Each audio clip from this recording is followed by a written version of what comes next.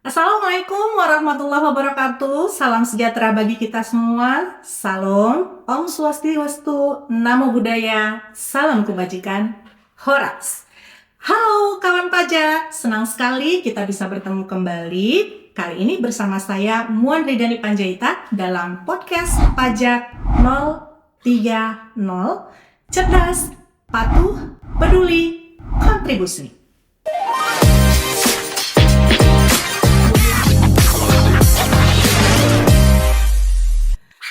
Halo kawan pajak, ya selamat datang kembali di podcast 030. Saya Muan Ridani Panjaitan, penyuluh KPP Pratama Matang Siantar. Minggu ini kita akan membahas topik yang paling krusial sebelum jangka waktu pelaporan SPT tahunan tahun pajak 2025, yaitu keamanan data. Dan saya yang menemani Kak Muan pada podcast kali ini dari Kanwil DJP Sumatera Utara 2, Adlan. Tema podcast kita kali ini adalah inskripsi hingga otorisasi, teknologi di balik keamanan data kawan pajak. Di sini kami angkat karena kami tahu banyak kawan pajak khawatir sekali ya Kak soal keamanan data, dikaitkan juga dengan integrasi NIK dan NPWP. Berat sekali ya, Enkripsi hingga otorisasi. Tapi kalau sama Kak Muan diringan lah. Iya, benar sekali. Nah, memang wajar ya Bapak Dan dan kawan pajak jika kawan pajak itu merasa khawatir. Tapi di sini kami akan menunjukkan bahwa Cortex ini didukung teknologi yang justru meningkatkan perlindungan. Kami akan memastikan bahwa kawan pajak ini tahu bahwa data kawan pajak itu aman. Iya. Kenapa aman? Karena memang keamanan data adalah komitmen institusional. Jadi kami di DJP ini berkomitmen penuh terhadap Undang-Undang Perlindungan Data Pribadi atau Undang-Undang PDP. Ya, PDP. Nah, mari kita pastikan kawan pajak bahwa kawan pajak ini tahu bagaimana cara menjaga kunci digital dari kawan pajak sendiri. Karena memang Bang Fatwa, Cortex ini sistemnya kuat, tapi tetap kuncinya berada di tangan kawan pajak. Jadi kuncinya di tangan kawan pajak sekalian. Ya walaupun kita tahu bahwa Gen Z sendiri sudah hatam lah ya, karena besar yang masih tahu millennial boomersnya. Tapi nggak mau coba kita bahas dari sisi teknologi nih ya. Cortex itu dirancang dengan lapisan keamanan berlapis, Kak. Lapis ya, benar. Dari mulai penguturan ya, termasuk dari penggunaan inskripsi untuk mengamankan data server. Jadi seperti yang setiap akun bayar ya, udah ada alokasi budget khusus nih untuk menjaga keamanan data kawan pajak. Oke, jadi analoginya nih mungkin ya yang bisa disampaikan ke kawan pajak bahwa Cortex ini tuh seperti bank digital ya. Bank data digital. Iya, untuk urusan perpajakan dari kawan pajak. Kenapa kawan pajak itu percaya dengan bank digital? Karena kawan pajak yakin bahwa data kawan pajak itu aman, nggak bocor kemana-mana. Nah, di sini di Cortex data kawan pajak juga dikunci dengan teknologi yang dikunci. Jadi mungkin kawan pajak sebenarnya juga sudah terbiasa dengan pembuatan akun-akun media sosial, get payment system yang dari OVI dan segala macam, bahkan juga termasuk untuk urusan belanja online, e-commerce semua kan pakai data digital loh. Jadi kawan pajak itu sudah lebih paham bahwa memang ada nama inskripsi lapisan keamanan berlapis, dan verifikasi angka, kemudian identifikasi robot dan robot. Jadi Cortex sendiri itu pun diatur di akuntabel sistemnya. Oh, ada ya? Ya ada. Jadi dia memang dibangun untuk mengurangi intervensi langsung manusia. Jadi selain memperkuat akuntabilitas, jadi proses auditnya juga, pengawasan juga sudah terotomasi dan transparan. Jadi kalau kawan pajak itu bisa lihat dari contoh sederhananya ketika buat faktur. Ketika buat fakturnya mau upload selalu diminta passphrase. Jadi memastikan bahwa yang memang akan menerbitkan faktur adalah yang berwenang. PIC-nya kah atau bahkan orang yang memang sudah diberikan kuasa untuk melakukan itu. Jadi tidak ada indikasi kebocoran data langsung dari sistem informasi DJP. Jadi lebih ke bagaimana kawan pajak menjaga akunnya, jangan beri ke siapapun, kemudian berikanlah kuasa sesuai dengan peruntukannya. Jangan sharing password ya. Karena Cortex sudah mengakomodir itu tadi kuasa impersonate. Ya, benar sekali. Bahkan dari paling basicnya lagi, integrasi NIK NPWP itu sudah menjadi kunci keamanan digital itu sendiri. itulah jaminan nyata dari DJP. Dan memang kalau kita lihat di data log access ya Bang, itu katanya memang nggak ada kebocoran ya, ini gimana nih Pak? Tidak ada dari audit internal, audit eksternal, kebocoran data tidak berasal dari database di Direktorat Jenderal Pajak. Berarti hoax tuh ya kalau misalnya ada wajib pajak yang menyatakan bahwa data Direktorat Jenderal Pajak itu bocor. Iya, hoax. Karena memang beberapa wajib pajak itu ada yang mengkonfirmasi gitu ya, mendapatkan email dan data-data yang ada di email itu adalah data perpajakan, sehingga wajib pajak merasa curiga jangan-jangan benar data mereka itu dibocorkan oleh Direktorat Jenderal Pajak. Termasuk saya sendiri dapat. Oh iya, jadi sebenarnya kawan pajak yang mungkin mengkhawatirkan ya bahwa integrasi NIK NPWP ini bagaimana nanti bisa jadi bocor, padahal sebenarnya integrasi NIK menjadi NPWP ini justru menjadi lapisan verifikasi yang justru lebih kuat lah verifikasinya ya. Betul. Karena sama-sama kita ketahui nih Bang Fadlan dan kawan pajak, NIK itu 16 digit. Unik sekali. Benar. Nah, dengan NIK yang unik ini, sistem dapat memastikan identitas yang kawan pajak gunakan itu untuk aktivasi akun dan untuk melakukan Transaksi perpajakan adalah identitas yang valid dan sah. sangat personal gitu tadi ya. Betul. NIK. Nah, sekarang tugas kawan pajak adalah mengamankan, tugas kawan pajak mengamankan kunci digital kawan pajak. Bagaimana caranya dan apa itu kunci? Kunci digital ini, nah kunci ini adalah kode otorisasi. KO. KO ya, KO. Kalau kawan pajak sering dengar mungkin ya KO. KO DJP ya. KO ini berfungsi sebagai tanda tangan elektronik atau PIN rahasia untuk setiap transaksi penting. Termasuk tadi mau terjadi faktur, kalau sebagai pasang. Iya betul. Jadi memerlukan kode otorisasi yang dalamnya itu ada passphrase. Ya, karena tanpa KO atau sertifikat elektronik atau passphrase tadi, kawan pajak tidak akan dapat menyelesaikan kewajiban pelaporan SPT tahunan 2005 nanti, dan tentunya basicnya adalah aktivasi akun dulu, lalu ajukan kode otorisasi, lalu buat passphrase-nya. Nah, kalau passphrase sendiri ada ini nggak Kak? Saran-sarannya atau bagaimana supaya passphrase itu kuat gitu? Nah, benar sekali kawan pajak. Jadi kita di sini hadir untuk memberikan tips deh buat kawan pajak bagaimana sih cara membuat passphrase yang kuat. Karena memang passphrase yang kuat ini adalah kunci yang wajib kawan pajak jaga gitu. Nah, passphrase KODJP ini minimal harus 8 karakter, maksimal 20 karakter, harus ada huruf besar, huruf kapital ya, huruf kecil, ada angka dan tanda baca atau simbol. Jadi hindari nih kawan pajak untuk menggunakan nama diri, nama pasangan, nama anak, tanggal jadian, nama orang tua, tanggal jadian, nama anniversary. mantan. Itu paling jangan. Nggak boleh ya, nggak boleh ya. Jangan picu perang dunia. Iya, karena itu akan mudah ditebak ya, Bang Fadlan dan kawan pajak. Jadi nanti dikhawatirkan nih data kawan pajak justru malah bisa bocor kalau kawan pajak tidak mengikuti saran tadi kita ya. Karena jujur sih kalau dari kami laki-laki itu biasanya pakai tanggal anniversary, jadi biar ingat ya. Tidak lupa. Jadi boleh saya ulangi ya. Berarti untuk kawan pajak supaya bikin passphrase yang kuat, itu pertama koreksi ya. Iya. Minimal 8 karakter, maksimal 20 karakter. Kombinasi kapital, huruf kecil, angka, dan tanda baca.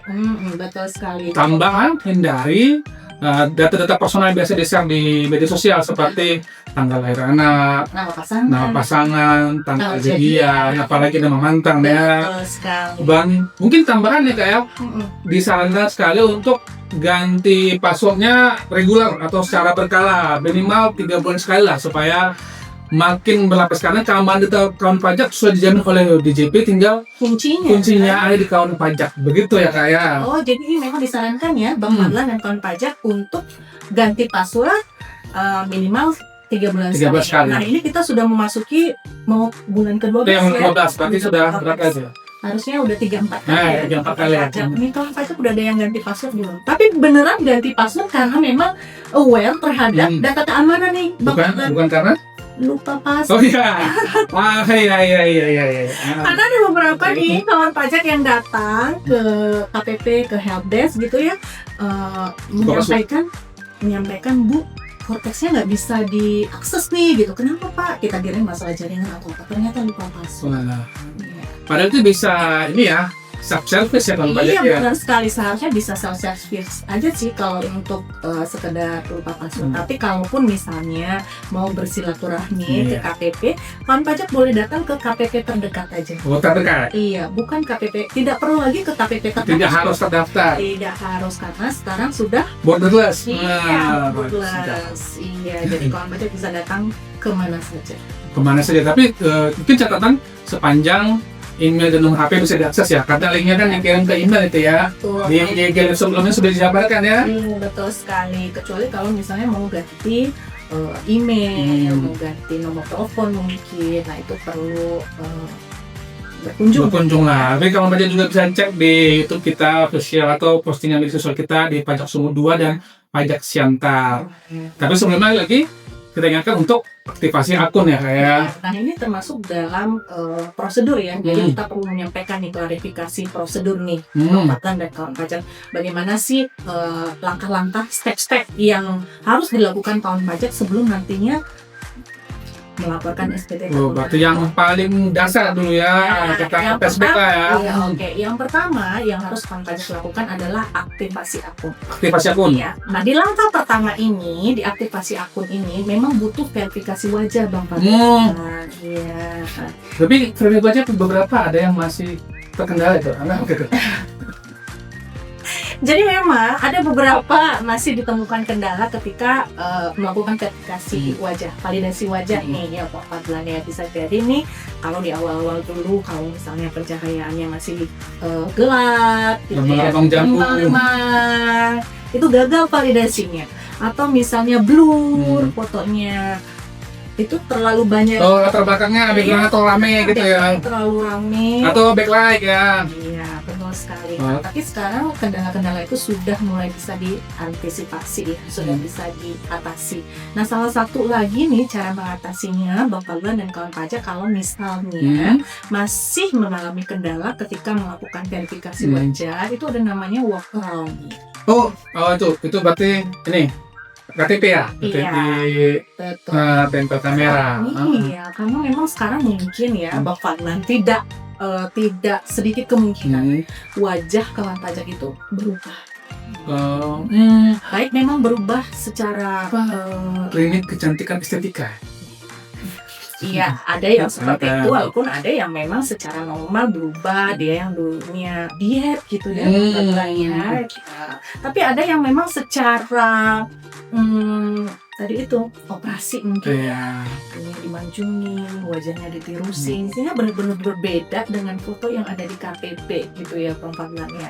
Jadi ketika dilakukan validasi bisa jadi walaupun misalnya sekarang ini sudah minim sekali kendala-kendala yang dialami oleh wajib pajak ketika melakukan jadi bisa jadi background sudah bagus dan bagus, ternyata memang wajahnya sudah jauh berbeda, sudah jauh lebih cantik dibanding KTP dulu ya, ketika masih zaman cabi-cabinya ya. Betul sekali Bang Fadlan. Jadi mungkin itu tadi salah satu tips yang bisa dilakukan oleh kawan pajak. Nah itu untuk aktivasi, dia memang butuh verifikasi wajah. Tetapi kalau untuk langkah kedua, berikutnya, langkah kedua yaitu permintaan kode otorisasi, itu nggak perlu lagi nih kawan pajak untuk melakukan. Jadi cukup sekali aja ketika aktivasi akun. Betul sekali. Jadi kalau pajak nggak perlu verifikasi wajah lagi ya. Ya cukup dari menu portal saya, pilih permintaan kode otorisasi, nanti kita tinggal memasukkan paspres tadi dengan tips-tips yang sudah kita berikan tadi. Jadi nggak ada lagi alasan menunda kawan pajak ya. Betul sekali. Jadi kalau aktivasi akun pajak sudah di-share tips sama Kak Muan, bahkan lupa paspres juga bisa diajukan permintaan voucher self-service atau datang tadi ke KPP terdekat, tidak harus daftar. Jadi sudah sangat dimudahkan. Jangan ada lagi alasan menunda dan pastikan memang aksesnya ke situs cortexdjp.pajak.go.id. Jangan praktik dengan sampai .go.id ya, kalian. Kalau ada cortexgo.co.id ada juga gitu. Jadi seakan-akan kita ini benar .go.id gitu ya.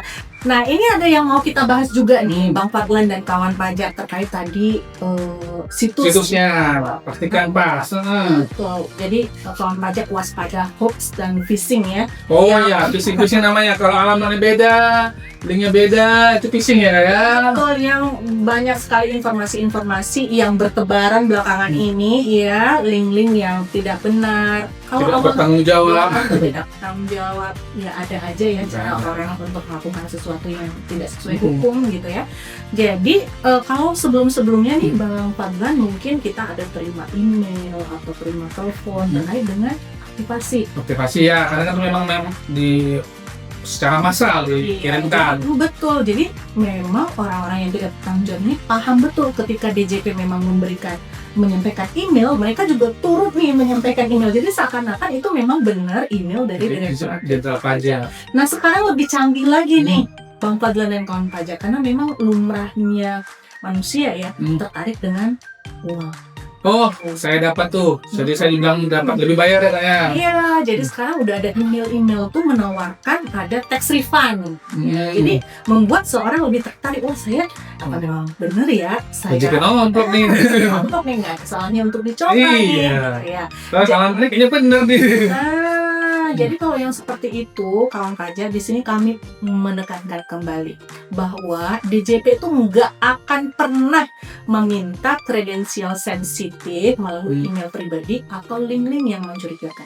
Nggak pernah sama sekali. Pernah sama sekali. Semua layanan dan helpdesk resmi hanya melalui laman Direktorat Jenderal Pajak atau klaim pajak di 1.500-200. Jadi buat kawan pajak mungkin yang menerima email, dapat telepon, itu jangan sungkan-sungkan ya. Konfirmasi langsung ke kita.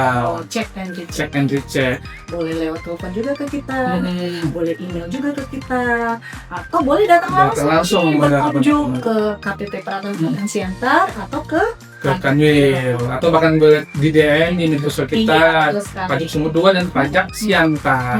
Jangan ragu-ragu ya untuk menyampaikan informasi juga bahwa ada mungkin trik-trik baru untuk melakukan penipuan-penipuan ini gitu ya. Jadi kalau sekarang masih email aktivasi, email tax refund, nanti ada lagi yang baru lagi.